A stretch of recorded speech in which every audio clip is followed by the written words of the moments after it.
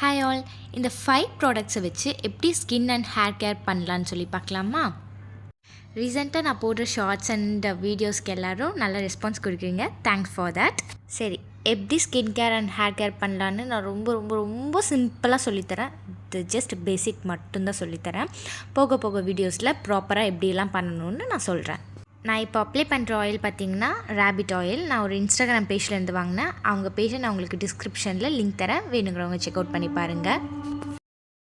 Hair oil weekly 2 or 3 வைங்க. வச்சுட்டு 1 ஹேரில் குளிச்சிருங்க. வைக்கும் போது ஹேரில் நல்லா மசாஜ் பண்ணிவிட்டு ஹேர் ஆயில் வச்சிங்கன்னா ஹேருக்கு நல்லா ப்ளட் சர்க்குலேஷன் ஆகும். தென் ஹேர் நல்லா க்ரோத் ஆகும்.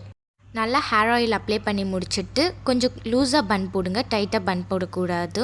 ஹேர் பிடிச்சிழுத்து ஹேர் ஃபால் ஆகும். இப்போ சிம்பிளாக ஸ்கின் கேர் பார்க்கலாம். நான் ஜஸ்ட் ஃபேஸுக்கு கோகோனட் ஆயில் மட்டும்தான் யூஸ் பண்ணுறேன். இந்த மார்க்கெட்டில் கிடைக்கிற ரோஸ் ஆயில், பாதாம் ஆயில் இந்த மாதிரிலாம் எதுவுமே யூஸ் பண்ணாதீங்க. ஜஸ்ட் கோகோனட் ஆயில் போட்டாலே போதும். ஃபேஸ் நல்லா க்ளோயிங்காக இருக்கும், நல்லா மாய்ஸ்சரைசராக இருக்கும். நீங்கள் குளிச்சுட்டு வந்ததுக்கப்புறம் பார்த்தீங்கன்னா ஃபேஸ் கொஞ்சம் ஃப்ரெஷ்ஷாக இருக்கிற மாதிரி உங்களுக்கே ஃபீல் ஆகும். நீங்கள் ஜஸ்ட் அதை ட்ரை பண்ணி பாருங்கள்.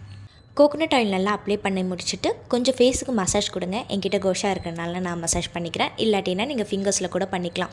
நல்லா ஃபேஸில் நல்லா நீங்கள் இந்த கோஷா வச்சுட்டோ ஒரு ஃபிங்கர்ஸ் வச்சுட்டோ எது வேணால் வச்சு நல்லா ஃபேஸ்க்கு மசாஜ் கொடுத்தீங்க அப்படின்னா ஃபேஸில் நல்லா ப்ளட் சர்க்குலேஷன் ஆகும். அதுக்காக மட்டும்தான் பண்ணணும். ஃபேஸில் இப்படி நல்லா ஸ்ட்ரக்சராக ஆகும், இப்படிலாம் பண்ணால் மசாஜ்லாம் பண்ணால் அதெல்லாம் மித், அப்படிலாம் ஆகாது ஒன்றும். அப்புறம் ஏன் நீ இதெல்லாம் பண்ணுற அப்படின்னு கேட்டிங்கன்னா, இது பண்ணால் கொஞ்சம் நேரம் ரிலாக்ஸாக இருக்கும். அதனால் மட்டும்தான் நான் பண்ணுறேன், தவிர வேறு எந்த ஒரு காரணமும் இல்லை. நான் நைட் ஷிஃப்ட் பண்ணுறதுனால எனக்கு கொஞ்சம் டயர்டாக இருக்கும், தென் கொஞ்சம் ஸ்ட்ரெஸ்ஸாக இருக்கிறனால இந்த மாதிரிலாம் ஏதாவது சின்ன சின்ன மசாஜ் நம்மளுக்காக நம்ம கேர் பண்ணிக்கணும். சின்ன சின்ன மசாஜ்லாம் இந்த மாதிரி பண்ணி நம்மளை கேர் பண்ணிவிட்டால் நம்மளுக்கு கொஞ்சம் ஃப்ரீயாக இருக்கும். அதுக்காக மட்டும்தான். ஹேருக்கும் ஃபேஸுக்கும் நல்லா ஆயில் வச்சுட்டு 1 or 2 hours கழித்து நல்லா குளிச்சுட்டு வந்துடலாம். குளிச்சுட்டு வந்தாச்சு, அவ்வளோதான். டவல் யாரும் இப்படி கட்டவே கூடாது. இப்படி கட்டினா நிறைய ஹேர் ஃபால் ஆகும். அதுக்கு பதில் இந்த மாதிரி கொண்ட மாதிரி போட்டுக்கிட்டிங்கன்னா இது கொஞ்சம் லூஸாக இருக்கனால ஹேர் ஃபால் ஆகாது. எங்கள் அம்மா எனக்கு அப்படி தான் சொல்லி கொடுத்தாங்க. ஸோ நான் அதை மட்டும்தான் ஃபாலோ பண்ணுறேன். குளித்து முடிச்சுட்டோ ஆர் ஃபேஸ் வாஷ் பண்ணதுக்கப்புறம் ஸ்கின் கேர் பண்ணுங்கள். ஸ்கின் கேருங்கிறது ரொம்ப ரொம்ப இம்பார்ட்டண்ட்டான ஒன்று. மாய்ஸ்சரைசர், சன்ஸ்க்ரீன் இதெல்லாம் கண்டிப்பாக போடுங்க. நான் குளிச்சிட்டோன்னே மாய்ஸ்சரைசருக்கு பதில் ஆலிவேரா ஜெல் போடுவேன். அதுவும் ஒரு ஜஸ்ட் லைக் மாய்ஸ்சரைசர் மாதிரி தான். நான் மேக்கப் பண்ணும் போது மட்டும் மாய்ஸ்சரைசர், எனக்கு பாண்ட்ஸ் ரொம்ப பிடிக்கும். ஸோ பாண்ட்ஸ் மாய்ஸ்சரைசர் யூஸ் பண்ணுவேன். இப்போதைக்கு நான் ஆலிவேரா ஜெல் மட்டும் போட்டு நல்லா டேப் பண்ணிக்கிறேன். டேப் பண்ணும்போது அதே மாதிரி தான் ப்ளட் சர்க்குலேஷன் வரும். அதுக்காக மட்டும்தான். தென் ஒரு லிப் பாம், உங்களுக்கு எந்த லிப் பாம் கிடைக்குதோ நீங்கள் போட்டுக்கோங்க. நான் ஜஸ்ட் பார்மசியில் இருக்கிற லிப் பாம் 40 rupees தான், அதை தான் போடுவேன். அது ரொம்ப நல்லாயிருக்கும் லிப்ஸுக்கு. இந்த ஸ்கின் கேர் பண்ணுறது, ஹேர் கேர் பண்ணுறதெல்லாம் அனாவசியம் இல்லை, அத்தியாவசியம்தான். மேக்கப் பண்ணுறது கூட அனாவசியம் சொல்லலாம். பட் ஸ்கின் கேருங்கிறது ரொம்ப இம்பார்ட்டண்ட்டான ஒன்று.